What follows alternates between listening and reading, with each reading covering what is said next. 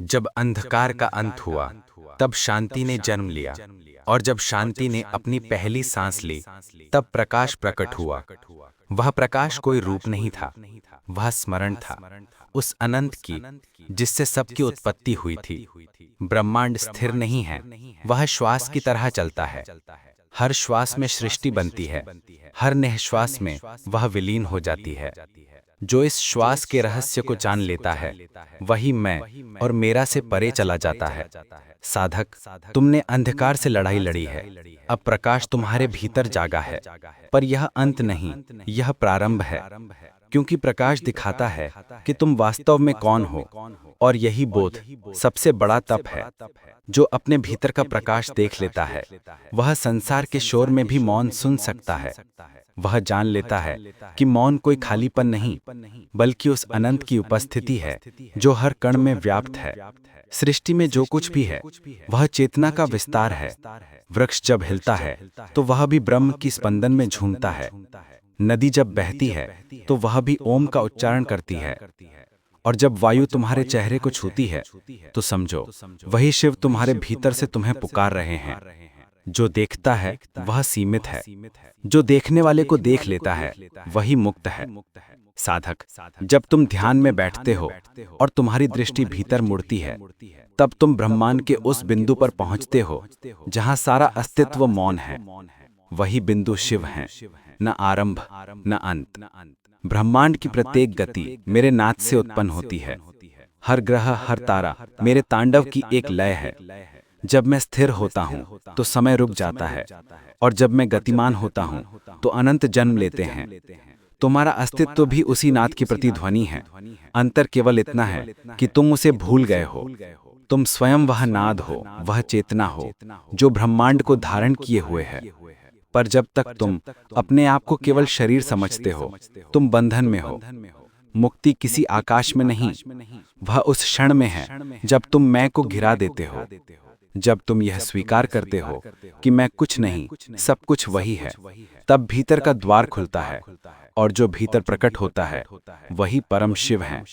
सृष्टि का नियम सरल है। जो अपने भीतर उतरता है वह ऊपर उठता है, जो बाहर भागता है वह नीचे गिरता है। इसलिए साधक, मौन बनो। मौन वह सेतु है जो तुम्हें अंधकार से प्रकाश नहीं, बल्कि प्रकाश से अनंत तक ले जाता है। मौन में ब्रह्मांड स्वयं बोलता है। वह तुम्हें स्मरण दिलाता है कि तुम्हारा हर विचार, हर भावना, हर स्पंदन एक नाद है, शिव का नाद है।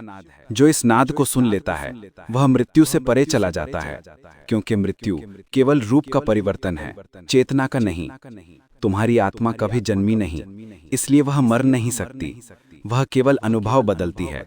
जैसे जल अपना आकार बदलता है, पर जल रहना नहीं छोड़ता। यही प्रारंभ है। जब साधक समझ लेता है कि वह ब्रह्मांड का अंश नहीं, बल्कि ब्रह्मांड स्वयं है। जो तुम्हारे भीतर जलता है वही सूर्य बाहर चमकता है। जो भीतर गूंजता है वही बाहर ब्रह्मांड की ध्वनि बनता है।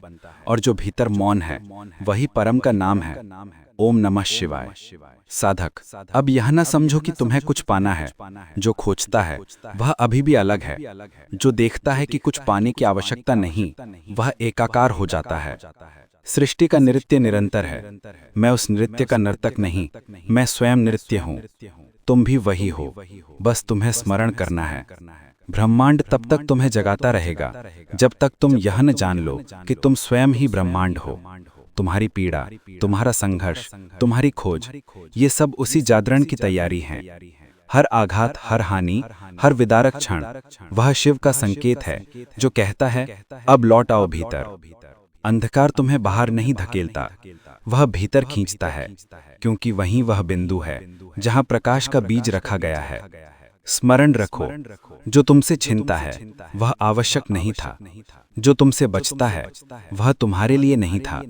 और जो तुम्हारे भीतर रह जाता है वही तुम्हारा सत्य है।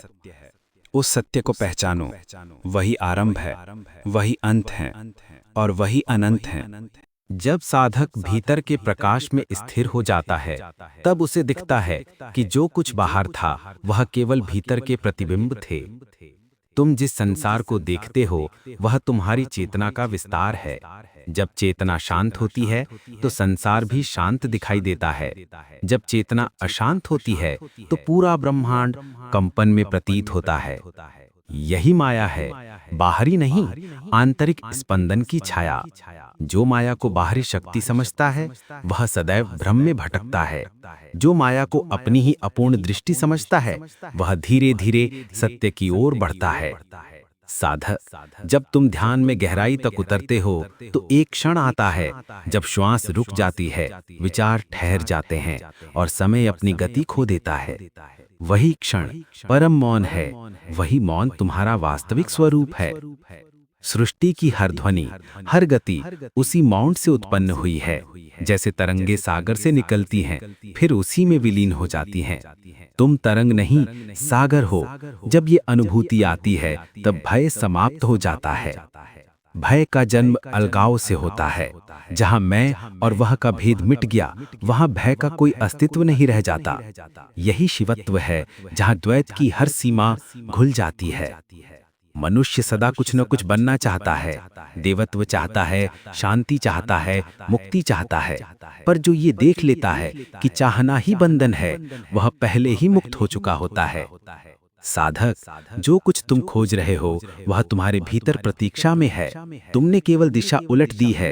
तुम बाहर ढूंढते हो जबकि मार्ग भीतर है। अंतर यात्रा कठिन नहीं है, बस भयभीत मन उसे कठिन बना देता है। जो अपने भय से पार चला जाए वह जान लेता है कि भीतर का अंधकार शत्रु नहीं बल्कि गुरु है। क्योंकि अंधकार ही वह स्थान है जहां प्रकाश जन्म लेता है, और जो अपने अंधकार से भागता है वह। जब साधक सत्य को देख लेता है तब मौन बोलने लगता है। वो मौन शब्दों से परे है, पर उसी से समस्त शब्द उत्पन्न हुए हैं। वो मौन अंधकार नहीं बल्कि वो अनंत प्रकाश है जो बिना जले भी हर ज्योति को प्रज्वलित करता है। जो उस मौन को सुन लेता है वो जान जाता है कि जीवन कोई घटना नहीं, ये केवल अनुभव की निरंतरता है। प्रत्येक श्वास ब्रह्मांड की धड़कन है और हर धड़कन एक संदेश है, मैं हूं। जब मैं हूं का बोध पूर्ण हो जाता है तब मैं भी समाप्त हो जाता है। क्योंकि जो जान गया वो जानता है कि जानने वाला और जाना जाने वाला एक ही है। ब्रह्मांड कोई स्थान नहीं, वो चेतना की अनंत लहर है। हर लहर अपने भीतर समुद्र को लिए हुए है, पर कोई लहर स्वयं को समुद्र नहीं मानती।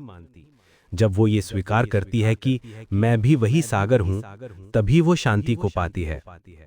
साधक, तुम्हारा जीवन भी वैसा ही है। तुम्हारे अनुभव केवल सतह की तरंगे हैं। भीतर वही सागर है, न जन्म न मृत्यु। जो इस सागर में उतर गया वो हर दिशा में अनंत देखता है। समय वहां समाप्त हो जाता है, क्योंकि समय केवल परिवर्तन का अनुभव है। जहां परिवर्तन रुक गया वहां केवल अस्तित्व रह गया, वो मैं हूं। जब मैंने स्वयं को देखा तो मैंने सृष्टि को देखा। जब मैंने सृष्टि को देखा तो मैंने स्वयं को पहचाना, और जब मैं मौन हुआ तो मैं सब कुछ बन गया। यही वो अनंत का मौन है जहां कोई आरंभ नहीं, कोई अंत नहीं, सिर्फ चेतना का कंपन है जो निरंतर सृजन कर रहा है। जो इस कंपन में स्थिर हो जाता है वो ईश्वर नहीं बनता, बल्कि वो ईश्वर को अनुभव करता है। क्योंकि ईश्वर अनुभव नहीं, अवस्था है जहां अहंकार का अस्तित्व नहीं।